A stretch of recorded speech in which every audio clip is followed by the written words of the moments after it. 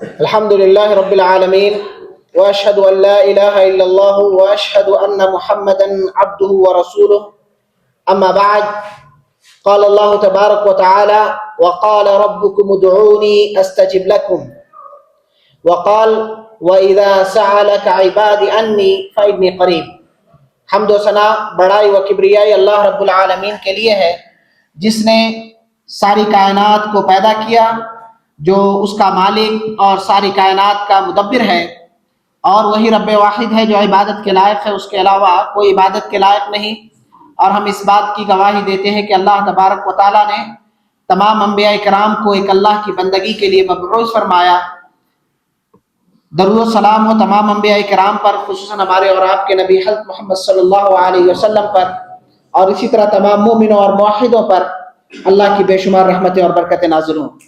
محترم سامعین، آج کے درس میں عبادت کی ایک اہم شکل، اس کے بارے میں بیان کیا جائے گا، اور وہ ہے دعا. دعا ایک اہم عبادت ہے. لہذا ایک انسان جسے اللہ تبارک و تعالیٰ نے فقیر قرار دیا، یعنی ہر انسان اللہ کا محتاج اور ضرورت مند ہے، اپنی ضرورت پورا کرنے کے لیے انسان کو یہ حکم دیا کہ وہ اللہ تبارک و تعالیٰ جو بے نیاز ہے اور جو ساری کائنات کا پالنہار ہے، رب العالمین ہے، اس سے ہمیشہ دعائیں کرے، اپنی حاجتیں اور ضرورتیں مانگے. یہاں تک کہ ایک جوتے کا تسمہ بھی کیوں نہ ہو، اس کا بھی سوال ایک انسان کو اللہ سے کرنی چاہیے. اللہ تبارک و تعالیٰ نے قرآن مجید میں کہا: یا ایھا الناس، اے لوگو، انتم الفقراء الی اللہ، کہ تم تمام کے تمام اللہ کے محتاج ہو. وہو الغنی الحمید، اللہ غنی ہے اور وہ تعریف کے لائق ہے. اللہ بے نیاز ہے، وہ اللہ کسی کا محتاج نہیں ہے، سب اس کے محتاج ہیں. لہذا ہمیں ہر وہ چیز جو ضرورت کی ہے اللہ سے مانگنی چاہیے. اور اللہ نے کہا: وقال ربکم ادعونی استجب لکم، کہ تمہارے پروردگار نے فرمایا کہ ادعونی، تم مجھ سے دعا کرو، مجھ سے مانگو، مجھے پکارو، استجب لکم، میں تمہاری دعوت کو، تمہاری پکار کو جواب دوں گا. ان الذین یستکبرون عن عبادتی، اور وہ لوگ جو ہماری عبادت سے روگردانی کرتے ہیں. یہاں کیا کہا؟ ادعونی، مجھ سے دعا کرو، اور آگے کہا یستکبرون عن عبادتی، جو ہماری عبادت سے اعراض کرتے ہیں. سیدخلون جہنم داخرین، انہیں ہم ذلت و رسوائی کے ساتھ انہیں جہنم میں ڈال دیں گے. تو یہاں دعا ایک عبادت ہے، لہذا دعا صرف اللہ سے ہونی چاہیے. کسی اور کے آستانوں پہ، کسی اور کے مزاروں پہ جا کر ان کے واسطے سے، یا ان کو سمجھنا کہ حاجت روا ہے یا اللہ نے ان کو اختیار دے رکھا ہے، تو یہ گویا عبادت میں کسی اور کو آپ شریک کر رہے ہیں. عبادت جو اللہ کے لیے خالص ہونی چاہیے، پیور ہونی چاہیے، وہ آپ غیر کی طرف پھیرے جا رہے ہیں. لہذا یہ روگردانی ہے، اور اس کے لیے جہنم کی وعید سنائی گئی. ان الذین یستکبرون عن عبادتی، جو ہماری عبادت سے، یعنی مجھ سے دعا کرنے سے اعراض کرتا ہے اور سمجھتا ہے کہ میں پکار نہیں سنوں گا، تو اپنا ٹھکانہ جہنم بنا لے.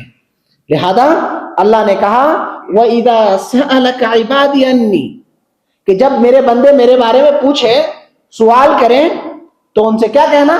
فَإِنِّي قَرِيب أُجِيبُ دَعْوَةَ الدَّاعِ إِذَا دَعَانِ، ان سے کہہ دینا کہ میں اس کے قریب ہوں. اجیب دعوت الداعی اذا دعان، کہ جب پکارنے والا پکارتا ہے تو میں اس کی پکار کو سنتا ہوں. فَلْيَسْتَجِيبُوا لِي وَلْيُؤْمِنُوا بِي لَعَلَّهُمْ يَرْشُدُونَ.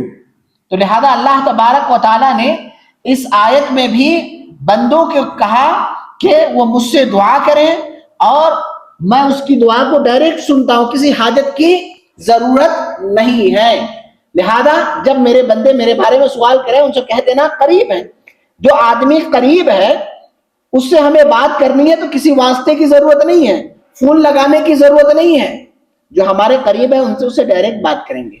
اللہ تبارک و تعالی اپنے علم کے اعتبار سے ہر چیز کو گھیرے میں رکھا ہے.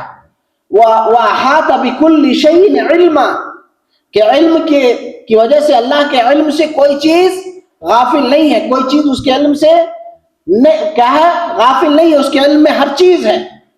ایک درخت کا پتا بھی گرتا ہے تو وہ اللہ کے علم میں ہے, اللہ کے حکم کے بغیر نہیں ہوتا.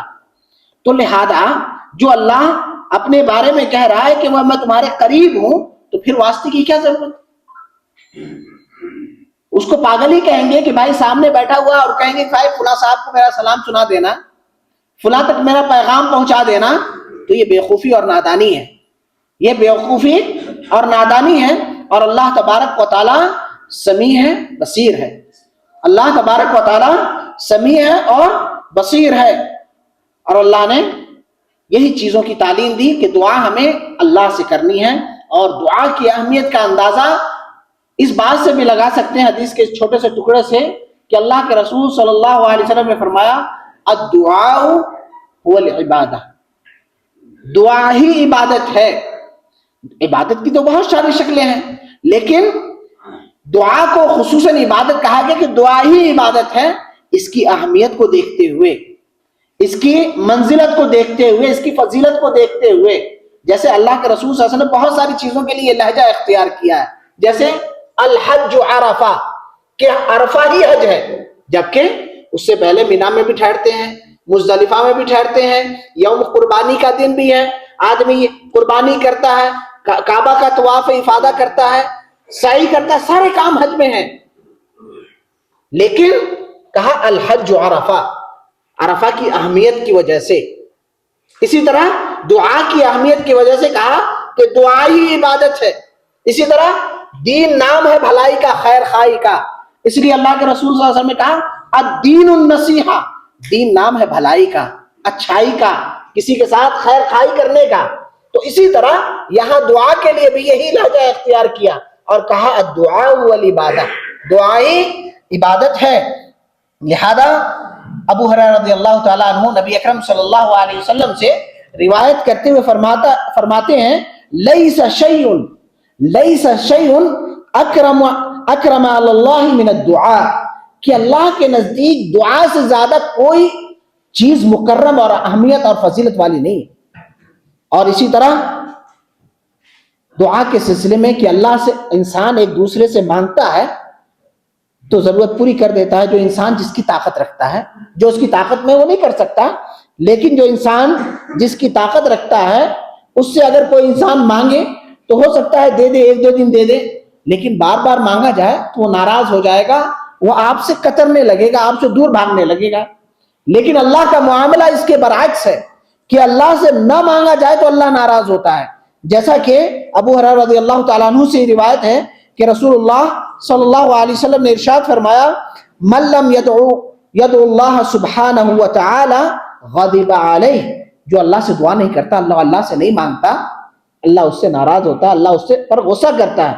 تو اللہ سے دعا نہیں کرنا یہ اللہ کی ناراضگی کا باعث ہے. تو لہذا ان آیات اور حدیث کا خلاصہ یہ ہوا کہ دعا عین عبادت ہے اور دعا صرف ہمیں اللہ سے کرنی چاہیے, اللہ سے اپنی حاجتیں اور ضرورتیں مانگنی چاہیے, کسی اور کے آستانے پر کسی اور کو واسطہ اور کسی اور کو سبب نہیں بنانا چاہیے. دعا جو ہم کرتے ہیں اللہ کے یہاں قبول ہونے کے لیے کچھ آداب ہیں, کچھ شرائط ہیں. دعا کرتے وقت اس کا خیال رکھنا چاہیے تاکہ ہماری دعا اللہ کے یہاں قبول ہو سکے. تو ان آداب اور شرائط میں سے ایک یہ ہے کہ آدمی جو دعا کرے اخلاص کے ساتھ کرے, اللہ سے دعا اللہ کے لیے اخلاص سے کرے, کوئی دکھاوا مقصد نہ ہو کہ بڑے پرہیزگار ہیں, بڑے اچھی دعا کرتے ہیں, بڑے امام صاحب بڑے پیارے انداز میں دعائیں کرتے ہیں, دکھاوا مقصد ہو, مشجع مقفع عبارتیں استعمال کرتے ہیں, ایک دم ادبی جملہ فصاحت والا, کہ انسان کا دماغ دعا سے ہٹ کے الفاظ پہ چلا جائے. تو ایسا نہیں, اخلاص کے ساتھ اللہ کے سامنے گر گرانا ہے.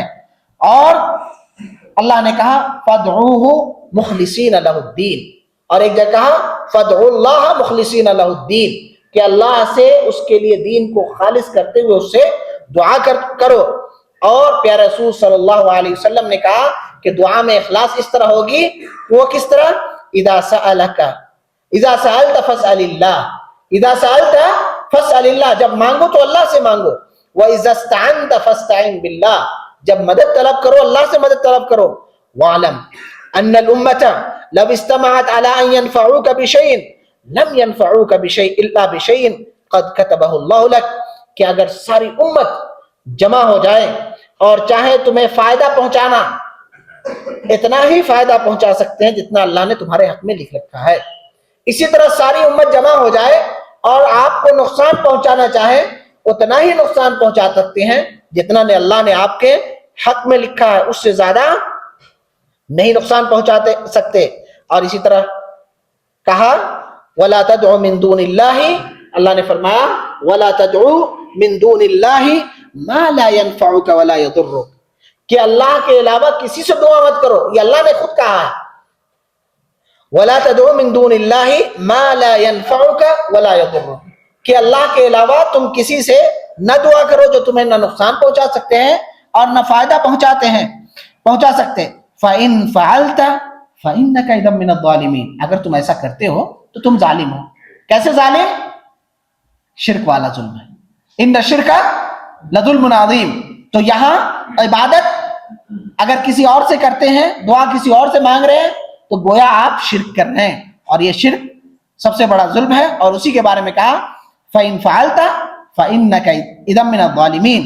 اور اسی طرح ایک اور جگہ اللہ نے کہا وَالَّذِينَ تَدْعُونَ مِن دُونِهِ، وَالَّذِينَ تَدْعُونَ مِن دُونِهِ، جو اللہ کو چھوڑ کر کسی اور کے ہاں جاتے ہیں، ان سے دعائیں کرتے ہیں، ان کی حاجتیں مانگتے ہیں اور سمجھتے ہیں کہ اللہ نے ان کو حق دے رکھا ہے، وہ اللہ کی عطا سے دے رہے ہیں، تو ایسا نہیں ہے۔ یہ سب چیزیں ڈھکوسلے ہیں، انہوں نے اپنا بنا لیا ہے، اللہ نے کسی کو یہ اختیار نہیں دیا ہے۔ اللہ نے کیا کہا وَالَّذِينَ تَدْعُونَ مِن دُونِهِ مَا يَمْلِكُونَ مِن قِطْمِيرٍ، کہ جن سے تم دعائیں کر رہے اللہ کو چھوڑ کر، مَا يَمْلِكُونَ مِن قِطْمِيرٍ، وہ کھجور میں جو گٹھلی ہوتی ہے، اس میں چھلکے میں کھجور کے گٹھلی کی جو چھلکے ہیں اس کے بھی مالک نہیں ہیں۔ وَإِن تَدْعُوهُمْ لَا يَسْمَعُوا دُعَاءَكُمْ، اگر تم ان کو پکارو تو وہ تمہاری دعا نہیں سنیں گے، وہ مر چکے ہیں، تمہاری دعا نہیں سن سکتے۔ اللہ نے دیکھیں لہجہ کیا اختیار، وَلَوْ سَمِعُوا مَا اسْتَجَابُوا لَكُمْ، اگر وہ سن بھی لیں تو تمہارا جواب بھی نہیں دے سکتے۔ وَيَوْمَ الْقِيَامَةِ يَكْفُرُونَ بِشِرْكِكُمْ، اور قیامت کے دن جو تم ان کے سمجھتے ہو کہ حاجت روا ہے ہماری بخش دیں گے، تو وہ قیامت کے دن کہیں گے بھائی ہم تو جانتے بھی نہیں ہیں تم کون ہو، تمہاری شرک کے اور تمہاری یہ دعاؤں کے وہ منکر ہو جائیں گے، بھائی ہم تم کو نہیں جانتے، تم کون ہو، ہم تو چلے گئے تھے، ہم تو عالم برزخ میں تھے، وہاں کی زندگی میں تھے۔ وہ آپ کے شرکوں سے انکار کر دیں گے۔ اور دیکھیے اللہ نے کیا کہا وَلَا يُنَبِّئُكَ مِثْلُ خَبِيرٍ، کہ ایسی تنبیہ، ایسی خبردار کرنے والی بات اللہ جو خبیر ہے اس کے علاوہ کوئی نہیں کر سکتا۔ یہ تنبیہ کس کی طرف سے ہے؟ اللہ کی طرف سے، اور اللہ خود کہہ رہا ہے وَلَا يُنَبِّئُكَ مِثْلُ خَبِيرٍ۔ خبیر کون ہے؟ اللہ سبحانہ وتعالی۔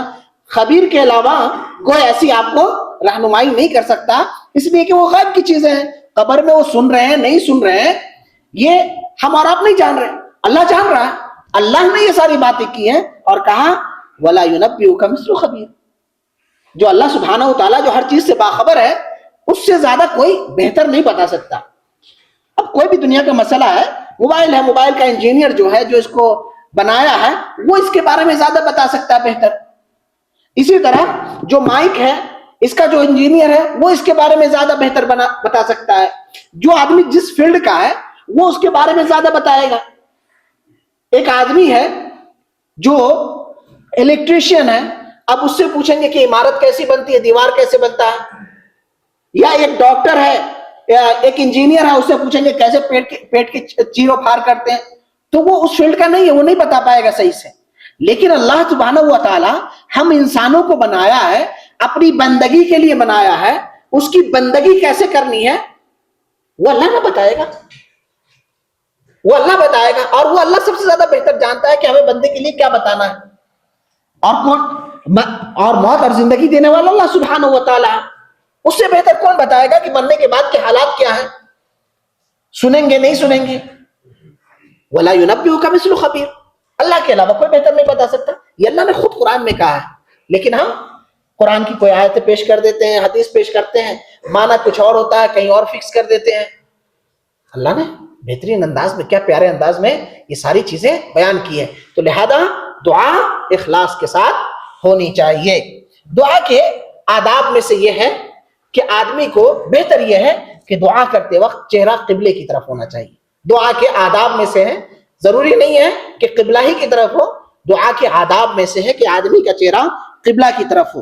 اسی طرح دعا کے آداب میں سے یہ ہے اور آداب میں سے ایک دوسری چیز یہ ہے, آداب میں سے کہ قبلہ رخ ہو کر دعا کرنا, یہ دعا کے آداب میں سے ہے.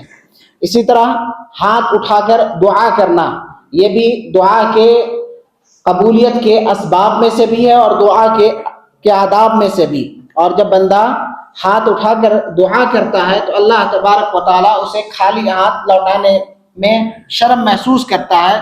لہذا ہاتھ اٹھا کر دعا کرنی چاہیے. اور ہاتھ اٹھا کر دعا کرنے کے سلسلے میں نے بتایا کہ تین طریقے ہیں. ایک یہ ہے کہ وہ دعائیں جو رسول اللہ صلی اللہ علیہ وسلم نے کی ہیں اور اس میں ہاتھ نہیں اٹھایا ہے, لہذا اس میں سنت یہ ہے کہ آدمی ہاتھ نہ اٹھائے. کچھ دعائیں ایسی ہیں جہاں رسول اللہ صلی اللہ علیہ وسلم نے دعائیں کی ہے, ہاتھ اٹھایا ہے, وہاں لہذا وہاں ہاتھ ضرور اٹھائیں گے. اسی طرح جہاں دعا کرنے کا حکم آیا ہے اور ہاتھ اٹھانے نہ اٹھانے کا کوئی تذکرہ نہیں ہے تو بہتر یہی ہے کہ آدمی ہاتھ اٹھا کر دعا کرے. دعا کے آداب میں سے یہ بھی ہے کہ آدمی دعا کرتے وقت پہلے اللہ کی حمد و ثنا بیان کرے اور پھر رسول اللہ صلی اللہ علیہ وسلم پر درود بھیجے اور اپنی حاجت اللہ سے طلب کرے. اسی طرح دعا کے آداب میں سے ہے کہ دعا میں جوامع الفاظ کا استعمال کرے, یعنی مختصر لفظ معنی زیادہ ہو, بغیر کی تفصیلات میں جانا, باریکیوں میں جانا, اس سے بچنا چاہیے. بہت زیادہ مشجع مقفع عبارتیں اختیار کرنے سے, نظمیہ انداز میں دعائیں کرنے سے, ان سب سے بچنا چاہیے. اس سے اخلاص زائل ہوتا ہے. لہذا جامع دعاؤں کا اہتمام کرنا چاہیے اور خصوصاً جو قرآنی دعائیں ہیں, رسول اللہ صلی اللہ علیہ وسلم کی جانب سے سکھائے ہوئے اذکار ہیں, معصور دعائیں ہیں, اس کا اہتمام کریں. اسی طرح دعا کے آداب میں سے ہے کہ عاجزی اور انکساری ہونی چاہیے. دعا میں عاجزی انکساری ہونی چاہیے, ہلکی آواز میں عاجزی کے ساتھ, گڑگڑاہٹ کے ساتھ اللہ سے دعائیں کرنی چاہیے. اللہ نے فرمایا ادعوا ربکم تضرعا وخفیا انہ لا يحب المعتدین, کہ تم اپنے رب سے عاجزی سے اور ہلکی آوازوں میں دعائیں کرو, اللہ تبارک و تعالی حد سے زیادہ تجاوز کرنے والوں کو پسند نہیں فرماتا. اسی طرح دعا کے سلسلے میں نے یہ بتایا کہ انبیاء کرام کی جو خصوصاً دعائیں ہیں اس کو آدمی اختیار کرے. جیسے ابراہیم علیہ السلام کی دعا اپنے لیے اور اپنے اولاد کے لیے, کہا رب اجعلنی مقیم الصلاۃ ومن ذریتی ربنا وتقبل دعا, کہ اللہ تو مجھے اور میری اولاد کو نمازی بنا, اے پروردگار ہماری دعا کو قبول فرما. اسی طرح ایوب علیہ السلام جو سب سے زیادہ آزمائے گئے اس دنیا میں, مختلف قسم کی بیماریوں سے گھیر دیے گئے, اور ایسے موقع پہ رب سے انہوں نے کیا دعا کی, رب انی مسنی الضر وانت ارحم الراحمین, اے پروردگار مجھے تکلیف پہنچی ہے, مجھے کیا بیماری پہنچی ہے, تو ہی رحم کرنے والا ہے, تو میرے ساتھ رحم و کرم کا معاملہ فرما. اسی طرح موسیٰ علیہ السلام جب فرعون کی دربار میں رب واحد کی دعوت دینے کے لیے, ایک توحید کی دعوت دینے کے لیے جب گئے تو رب سے دعا کی رب اشرح لی صدری ویسر لی امری. لہذا ہمیں بھی شرح صدر کے لیے اور اپنے معاملے کی آسانی کے لیے اس دعا کا اہتمام کرنا چاہیے. اسی طرح آدم علیہ السلام جب جنت سے نکالے گئے تو کہا ربنا ظلمنا انفسنا وان لم تغفر لنا وترحمنا لنکونن من الخاسرین. تو اسی طرح یونس علیہ السلام جب مچھلی کے پیٹ میں تھے, لا الہ الا انت سبحانک انی کنت من الظالمین. اور اس دعا کے سلسلے میں ہے کہ کوئی بھی مسلمان اس دعا کو پڑھنے کے بعد, اس آیت کو پڑھنے کے بعد دعا کرتا ہے, اللہ تبارک و تعالیٰ اس کی دعا کو ضرور قبول کرتا ہے. اسی طرح پیارے رسول صلی اللہ علیہ وسلم جن دعاؤں کا خصوصاً اہتمام کرتے تھے وہ دعا ربنا آتنا فی الدنیا حسنہ وفی الآخرۃ حسنہ وقنا عذاب النار، یہ بھی ایک بہت جامع دعا ہے جس میں ہمیں دنیا کی ساری بھلائی کا اور آخرت کی بھلائی کا ہم اس میں سوال کرتے ہیں۔ لہذا آدمی کو خصوصاً ایسی جامع دعاؤں کا اہتمام کرنا چاہیے۔ اور اسی طرح دعا کے سلسلے میں یہ آداب ہے کہ انسان دعا خیر کی کرے، گناہ کی نہ کرے، قطع رحمی کی، ایک دوسرے سے نفرت کی، ایک دوسرے سے عداوت کے لیے، گناہ کی دعا کہ گناہ کا چانس مل جائے، بدکاری کا، حرام کمائی کا، اس قسم کی دعائیں نہ کرے۔ انسان جو بھی سچے دل سے اخلاص سے دعا کرتا ہے اللہ تبارک و تعالیٰ اس کی دعا کو ضرور قبول کرتا ہے۔ اور اللہ کے رسول صلی اللہ علیہ وسلم نے فرمایا ما من عبد يدعو الله بدعوة ليس فيها اسم ولا قطيعة رحم الا اعطاه الله بها احدى ثلاث، کہ پیارے رسول صلی اللہ علیہ وسلم نے فرمایا کہ کوئی بھی مسلمان، کوئی بھی آدمی ہو، اللہ کا بندہ ہو، اللہ سے دعا کرتا ہے جس میں کوئی گناہ کا سوال نہیں ہے، اسی طرح قطع تعلقی کا سوال نہیں ہے، تو اللہ تبارک و تعالیٰ اسے 3 نعمتوں میں سے کوئی ایک نعمت ضرور عطا فرماتا ہے۔ اس کی دعا قبول کر کے 3 نعمتوں میں سے ایک نعمت ضرور عطا فرماتا ہے۔ ایک کیا ہے؟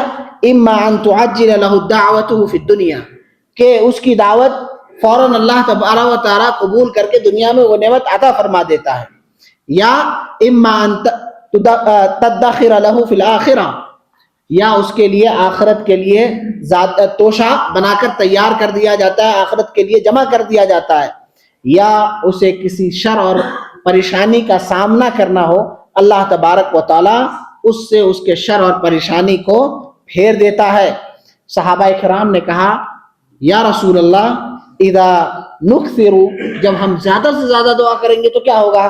تو کہا اللہ اکثر، اللہ تبارک و تعالیٰ بہت زیادہ دینے والا ہے، تم جتنا مانگو اللہ سے اللہ تمہیں عطا فرمائے گا۔ تو انسان جو بھی دعا کرتا ہے اس کی دعا اگر اللہ تبارک و تعالیٰ اس کے لیے بہتر سمجھتا ہے تو فوراً دے دیتا ہے۔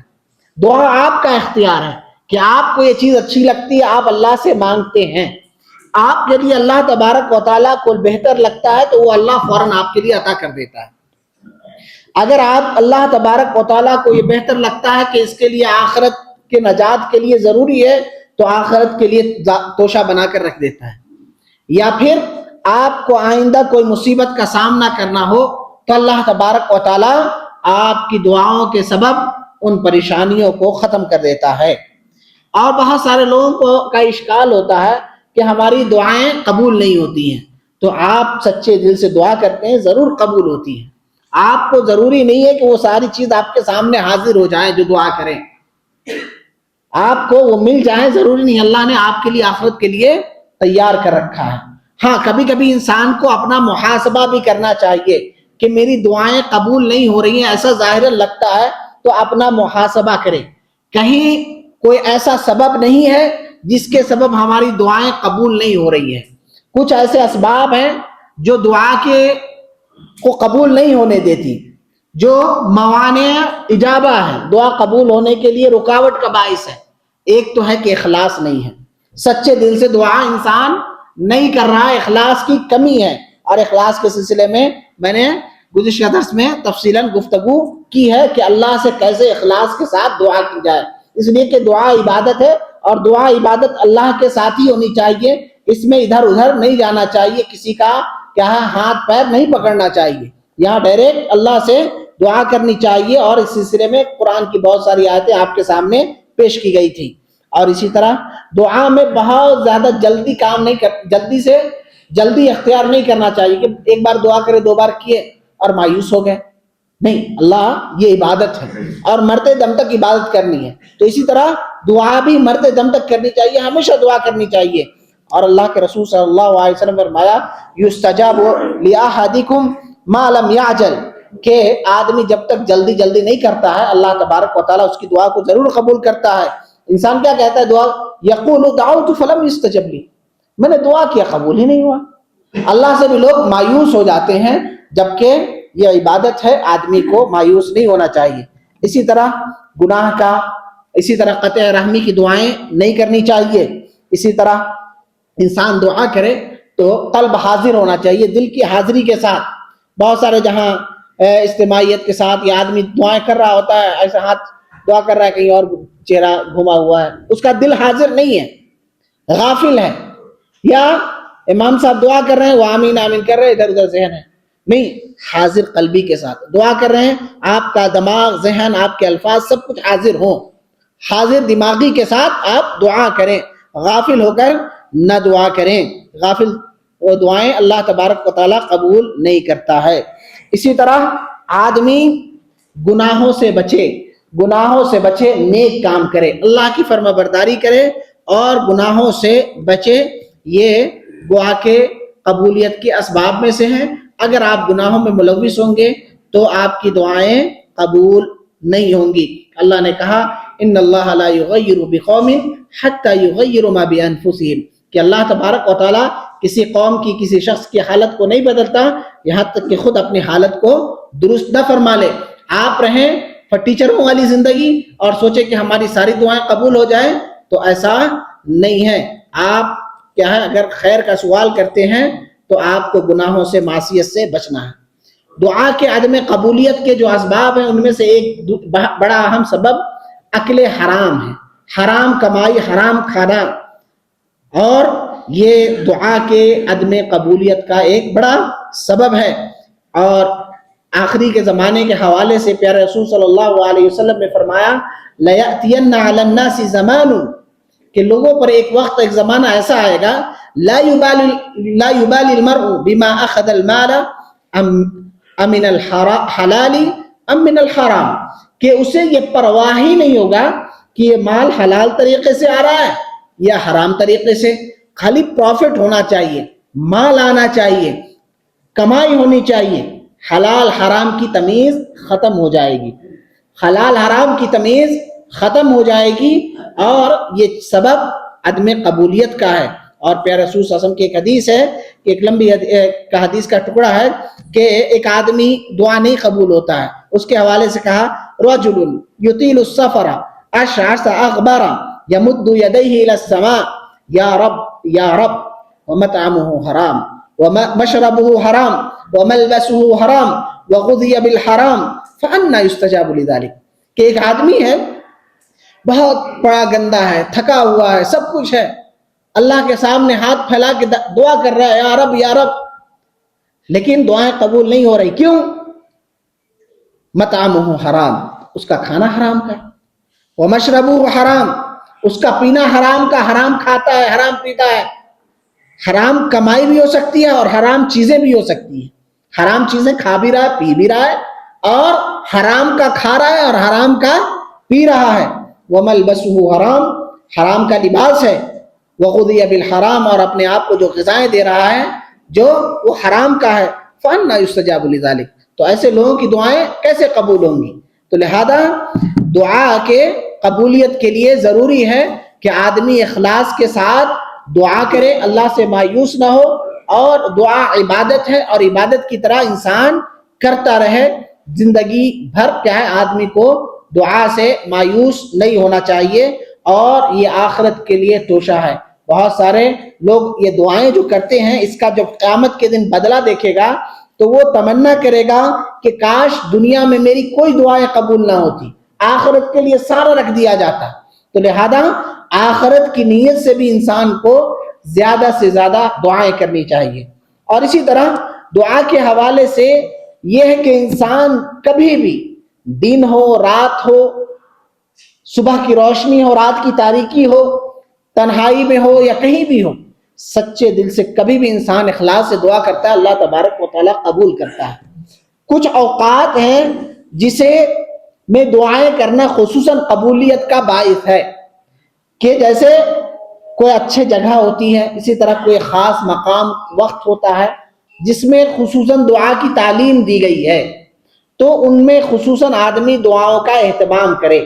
جیسے رات کے آخری پہر میں، رات کے آخری حصے میں، فجر سے پہلے، جس وقت اللہ سبحانہ و تعالی اپنے شان اور عظمت کے اعتبار سے آسمان دنیا پر نازل ہوتا ہے، اور اس وقت اللہ سبحانہ و تعالی کہتا ہے کہ حل من رجل، کوئی مسلمان آدمی ہے جو مجھ سے مانگے میں اس کو دوں, کوئی ہے جو مجھ سے سوال کرے میں اس کی سوال کو پورا کروں, کوئی ہے مغفرت طلب کرنے والا جو میں اس کی گناہوں کی مغفرت طلب کروں.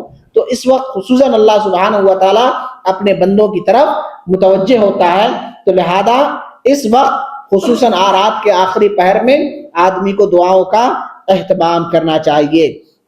اسی طرح انسان کو کیا ہوتا ہے کہ جب کوئی پرابلم نہیں ہے, کوئی پریشانی نہیں ہے, دعا نہیں کرتا. جب کوئی پریشانی آتی ہے, مصیبت آتی ہے, بیماری آتی ہے, تو پھر اللہ کو یاد کرتا ہے.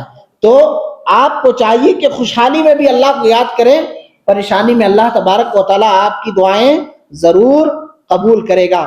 اور یونس علیہ السلام نے کیسے مچھلی کے پیٹ میں دعا کی, لا الہ الا انت سبحانک انی کنت من الظالمین. تو لہذا آدمی کو پریشانی اور مصائب میں بھی اور خوشحالی میں بھی دعائیں کرنی چاہیے. اور دعا ان جن اوقات پہ آدمی کو خصوصاً کرنا چاہیے, اذان اور اقامت کے وقت, اذان اور اقامت کے وقت, اور اس دوران جو وقت ہے کیا ہے, اس میں اذان اور اقامت کے درمیان کا جو وقت ہے اس میں بھی خصوصاً دعائیں کرنی چاہیے. اللہ کے رسول صلی اللہ علیہ وسلم فرمایا, الدعاء او الدعوۃ لا ترد بین الاذان والاقامہ, کہ اذان اور اقامت کے درمیان جو دعا کی جاتی ہے اللہ اس کو رد نہیں کرتا ہے. اسی طرح آدمی سجدے میں زیادہ سے زیادہ دعائیں کرے. سجدے کے بارے میں اللہ کے رسول صلی اللہ علیہ وسلم نے فرمایا, اقرب ما یکون العبد من ربہ عز وجل وهو ساجد, کہ اللہ سے سب سے زیادہ بندہ قریب اس وقت ہوتا ہے جب سجدے میں ہوتا ہے, جبکہ اللہ عرش پہ ہے, لیکن جب جتنا آپ نیچے گریں گے اللہ کے ہاں آپ کی سربلندی اتنی بلند ہوگی. انسان جھکے گا تب کیا ہے اس کو بلندی ملے گی. اگر آپ کو پہاڑ پہ چڑھنا ہے, اونچائی پہ چڑھنا ہے, تو آدمی کوئی تکبر کے ساتھ اترا کے چڑھے گا, الٹا گر جائے گا, اسے جھک کر اونچائی پہ چڑھنا پڑتا ہے. اسی طرح اگر اللہ کے ہاں مقرب بننا ہے, اللہ کے ہاں آپ کا مقام سربلند ہونا ہے, تو اللہ کے لیے جھک جائیں, سجدہ کریں, رکوع کریں, اللہ کے سامنے قیام کریں. اللہ تبارک و تعالیٰ آپ کو دنیا میں بھی عزت اور سربلندی عطا فرمائے گا اور آخرت میں بھی. تو لہذا اللہ کی قربت سجدے میں زیادہ ہوتی ہے. اسی طرح جمعہ کے دن خصوصاً آدمی کو دعاؤں کا اہتمام کرنا چاہیے, اس لیے کہ جمعہ کے دن ایک وقت ہے جس میں دعائیں رد نہیں کی جاتی. اسی طرح دعا بارش کے نزول کے وقت, بارش نازل ہو رہی ہے, ان سب موقعوں پر خصوصاً دعائیں کرنی چاہیے. اسی طرح ظلم سے ہمیشہ بچنا چاہیے. ظلم اگر کوئی آدمی کسی پہ کرتا ہے, اگرچہ کافر ہی کیوں نہ ہو, اس کی دعا اللہ تبارک و تعالیٰ فوراً قبول کر لیتا ہے. لہذا اللہ کے رسول صلی اللہ علیہ وسلم نے کہا ہے کہ اتقوا دعوۃ المظلوم وان کان کافرا, کہ مظلوم کی بد دعا سے بچو اگرچہ وہ کافر ہی نہ ہو کیوں نہ ہو. اسی طرح روزے کی حالت میں مسافر ہے, والد ہے, اپنی اولاد کے لیے ہمیشہ خیر کی دعائیں کرتا رہے. اسی طرح ایک مسلمان بھائی کے لیے آدمی اکثر ایک دوسرے کے لیے غیبت کرتا ہے, جبکہ پیارے رسول صلی اللہ علیہ وسلم کی حدیث ہے کہ پیٹھ پیچھے اپنے مسلمان بھائی کے لیے دعائیں کرنا آپ کے اپنے دعاؤں کے قبولیت کے لیے ایک بہت بڑا سبب ہے. لہذا آدمی کو مسلمان بھائی کے پیٹھ پیچھے بھی خصوصاً دعائیں کرنی چاہیے, اور دعا ہمیشہ اللہ سے ڈائریکٹ کرنی چاہیے, کوئی واسطہ وسیلہ نہیں چلے گا. شریعت نے 3 جائز وسیلے قرار دیے ہیں, 3 چیزوں کا وسیلہ لے سکتے ہیں. وسیلہ اس کو کہتے ہیں کہ اللہ سے تقرب حاصل کرنے کے لیے وہ اعمال صالحہ جو اختیار کیا جاتا ہے اس کو وسیلہ کہتے ہیں. کوئی دنیاوی وسیلہ, کوئی شخصیت والا وسیلہ نہیں, اللہ کے نیک اعمال کا وسیلہ. تو ہم دعا کے باب میں 3 وسیلہ کر سکتے ہیں, اس کے علاوہ سارے غیر مشروع ہیں, جائز نہیں ہے. کچھ بدعات ہیں, کچھ محرم ہیں, کچھ شرک تک لے جانے والے ہیں. تو لہذا دعا کے باب میں 3 ہی وسیلے جائز ہیں. ایک تو یہ ہے کہ اللہ کے ناموں کا, اللہ کے صفات کا, جیسے اللہ ہے رحمان ہے, رحیم ہے, حی ہے, قیوم ہے, جو اللہ کے نام ہیں, ان ناموں اور صفات کا وسیلہ لے کر دعا کیا جائے. کیوں کیا جائے؟ اللہ نے کہا وَلِلَّهِ الْأَسْمَاءُ الْحُسْنَى فَادْعُوهُ بِهَا, کہ اللہ کے پیارے پیارے نام ہیں, فَادْعُوهُ بِهَا, کہ اس کے ذریعے تم دعائیں کرو، اس کے ذریعے تم اللہ سے دعائیں مانگو۔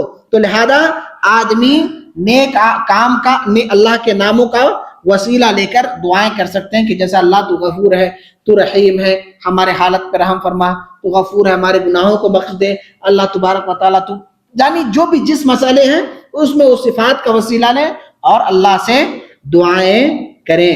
اسی طرح نیک اعمال کا وسیلہ، آپ کو لگتا ہے کہ فلاں نیک عمل کوئی اللہ کے لیے ہم نے خالص کیا ہے، خصوصاً انسان کو نیک عمل کرنا ہے، کوئی ایسا عمل ہے آپ کو لگتا ہے کہ یہ میرا عمل بڑا اللہ والا ہے، بڑی اچھے سے میں نے یہ نیک عمل کیا ہے، تو ان نیک اعمال کا اللہ کے سامنے وسیلہ پیش کر سکتے ہیں، جیسا کہ قرآن میں اللہ نے کہا الذین یقولون ربنا اننا آمنا فاغفر لنا، اے پروردگار میں نے کہیں ایمان کفروں پر نہیں رکھا، بتوں پر نہیں رکھا، مزاروں پہ نہیں رکھا، ربنا اننا آمنا، اے پروردگار ہم نے تم پر ایمان لایا ہے، فاغفر لنا ذنوبنا، ایمان کا واسطہ لے کر اللہ سے دعا کر رہے ہیں کہ اللہ تو ہمارے گناہوں کو معاف فرما دے، وقنا عذاب النار، اور جہنم کی آگ سے بچا۔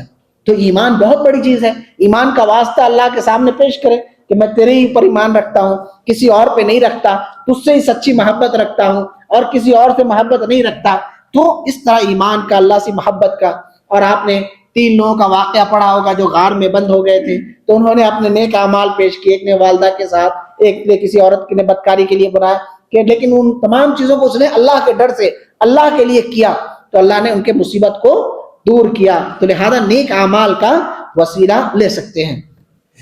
اور اسی طرح کیا ہے کہ کوئی نیک آدمی ہے جس کے بارے میں ظاہر لگتا ہے، ہمیں ظاہر دیکھ کر فیصلہ کرنا، دلوں کا حال اللہ جانتا ہے، نحن نحکم بالظواہر واللہ یتولی السرائر، ہم ظاہر کو دیکھ کر فیصلہ کریں گے، دلوں کا حال اللہ بہتر جانتا ہے۔ تو اگر کسی کے بارے میں لگتا ہے کہ وہ نیک ہیں، اللہ والے ہیں، فارسا ہے، بزرگ ہیں، تو ان سے کہہ سکتے ہیں کہ ہمیں دعاؤں میں ہمارے لیے دعا کر دیجئے، ہمارے ساتھ پریشانی ہے، آپ دعا کر دیں، اللہ ہو سکتا ہے قبول فرما لے، لیکن شرط ہے کہ وہ زندہ ہو، یہ نہیں کہ وہ دنیا سے چلا گیا ہو، وہ زندہ ہو۔ جیسا کہ یعقوب علیہ السلام کے بچوں نے غلطی کی تو اپنے والد سے کہا، کیا کہا کہ قالوا یا ابانا استغفر لنا ذنوبنا، کہ جو ہم سے غلطی ہوئی اللہ سے ہمارے لیے مغفرت طلب کر دیجئے، ہمارے گناہوں کی مغفرت طلب کر دیجئے، انا کنا خاطئین، ہم خطا کار تھے، غلطی پہ تھے۔ تو اسی طرح اللہ کے رسول صلی اللہ علیہ وسلم کے بارے میں بھی آتا ہے کہ بارش وغیرہ، جیسا کہ عباس رضی اللہ تعالیٰ کے حوالے سے، جیسا کہ عمر بن خطاب کہتے ہیں، انس بن مالک راوی ہیں کہ حضرت عمر رضی اللہ تعالیٰ عنہ کے زمانے میں قحط سالی ہو گئی، تو انہوں نے کہا کہ بارش نہیں ہو رہی ہے، تو انہوں نے کہا اللہم انا کنا نتوسل الیک بنبینا، کہ ہم اپنے نبی سے وسیلہ پکڑ کے دعائیں کرتے تھے، فتسقینا، اللہ ہم سے بارش برساتا تھا، وَإِنَّا نَتَوَسَّلُ إِلَيْكَ بِعَمِّ نَبِيِّنَا، اب ہم نبی کے چچا عباس کے وسیلے سے دعا کرتے ہیں، فسقنا، تو ہمیں بارش برسائی جاتی۔ اور اب سوال یہ ہے کہ اللہ کے رسول کی زندگی میں صحابہ اکرام نبی کے پاس آتے تھے دعا کے لیے، اس کے بعد آپ کی زندگی کے بعد اہل مدینہ، مدینہ والوں کے پاس رسول اللہ صلی اللہ علیہ وسلم کی قبر موجود تھی، آپ سے زیادہ کوئی شخصیت بلند نہیں ہو سکتی دنیا کے اندر، لیکن صحابہ اکرام آپ کے قبر پہ آ کر دعا نہیں کرنے لگے، آپ کا وسیلہ نہیں پکڑنے لگے، بلکہ آپ کی زندگی کے بعد آپ کے چچا کے پاس آئے، بزرگ تھے، اللہ والے تھے، اور کہتے تھے کہ بارش ہے، قحط سالی آئی، دعا کر دیجئے۔ تو نیک آدمی کا وسیلہ اسی وقت جب تک کہ وہ زندہ ہے، جب وہ مٹی کے نیچے چلا گیا تو پھر اس کا وسیلہ نہیں پکڑیں گے۔ تو یہ وسیلے کے باب میں 3 ہیں، اللہ کے ناموں کا وسیلہ، اسی طرح نیک اعمال جو آپ نے خالصتاً لوجہ اللہ کیا وہ اس کا وسیلہ، یا پھر کوئی نیک آدمی جس کے بارے میں امید ہے کہ وہ نیک ہے تو اس سے دعا کی درخواست کر سکتے ہیں۔ ہر غیر نتو خیروں کو لوگ کہہ دیتے ہیں عمرہ پہ جا دعا کرنا، وہ گٹکا کھانے والا بھی ہے، وہ تمباکو کھانے والا نشہ خور ہے، بے نمازی ہے، اس کو جا رہا ہے، کہاں جا رہا ہے؟ عمرہ، دعا میں یاد رہے بھائی، ویسے لوگوں کو کہنے کی کوئی ضرورت نہیں ہے، ایسے لوگوں سے دعا کی درخواست کی کوئی ضرورت نہیں ہے۔ جو نیک ہے، اللہ والا ہے، نمازی ہے، پرہیزگار ہے، ان کو آپ کہیں کہ دعا کر دیجئے، دعاؤں میں یاد رکھیے. ہر ایک کو جو بیکار کی لایانی والی زندگی گزارتے ہیں، اور ہر کوئی ایک ماحول بن گیا ہے لوگوں کا کہ دعا میں یاد رکھنا. بھائی وہ دعا کے لائق نہیں ہے کہ آپ اس سے دعا کی درخواست کریں. تو دعا کے سلسلے میں کچھ باتیں تھیں. اللہ سے دعا ہے کہ اللہ تبارک و تعالی ہماری دعاؤں میں اخلاص پیدا کرے، ہماری ہر جائز خواہشوں کو اللہ تبارک و تعالیٰ قبول فرمائے، عطا فرمائے. ہر قسم کے شر سے، مصیبتوں سے اللہ ہمیں اور آپ کو محفوظ رکھے. اقول ما تسمعون واستغفر اللہ لی ولکم ولسائر المسلمین من کل ذنب فاستغفروہ انہ هو الغفور الرحیم.